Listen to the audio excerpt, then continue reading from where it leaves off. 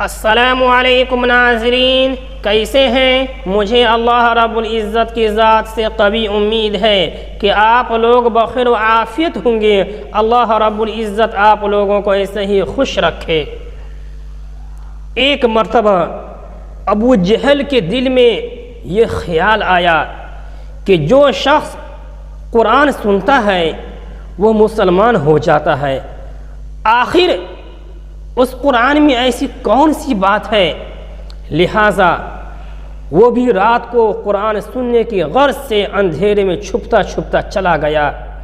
اسی رات ابو سفیان بن صخر کو یہی خیال آیا اور وہ بھی اسی رات کو اندھیرے میں چھپتا چھپتا چلا گیا۔ اسی رات کو اخنس بن شریک کو بھی یہی خیال آیا، وہ بھی اسی رات کو اندھیرے میں چھپتا چھپتا چلا گیا۔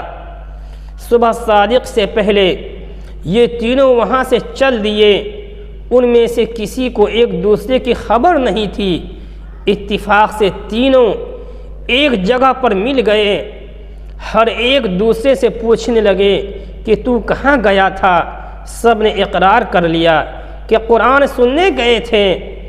آپس میں ایک دوسرے سے کہنے لگے کہ ہم تو دوسروں کو قرآن سننے سے منع کرتے ہیں اور خود چھپ چھپ کر سنتے ہیں۔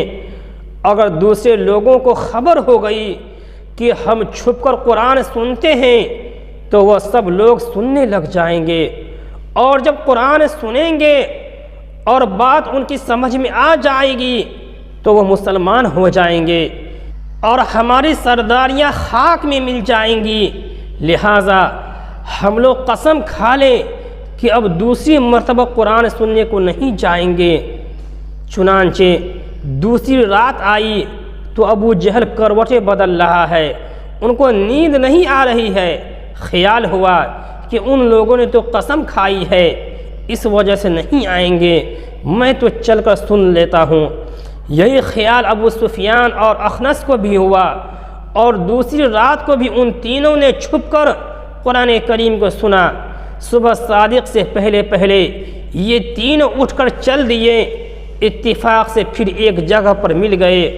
ایک دوسرے کے پوچھنے پر کہا کہ ہم قرآن سننے گئے تھے، تو کہنے لگے ہم پر بھی محمد صلی اللہ علیہ وسلم کا جادو چل گیا ہے۔ کل ہم نے قسمیں کھائی تھی، پھر بھی آ گئے۔ اب حلف اٹھا کر قسم کھاؤ کہ آئندہ قرآن سننے نہیں جائیں گے۔ اللہ کی شان تو دیکھیے کہ تیسری رات کو بھی ابو جہل کو نیند نہیں آئی۔ دل میں سوچا آج تو انہوں نے حلف اٹھا کر قسم کھائی ہے، اس بنا پر یقیناً وہ نہیں آئیں گے، میں تو جا کر سن لیتا ہوں۔ یہی حال ان دونوں کا بھی ہوا۔ رات بھر قرآن کریم کو سنا اور صبح صادق سے پہلے روانہ ہو گئے، اور اسی جگہ پر پھر تینوں کے تینوں مل گئے۔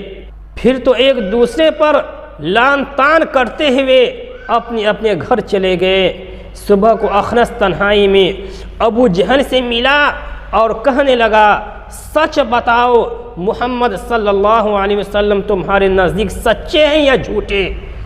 دیکھو یہاں پر میرے اور تمہارے سوا اور کوئی نہیں ہے، دل کی بات مجھ سے نہ چھپانا۔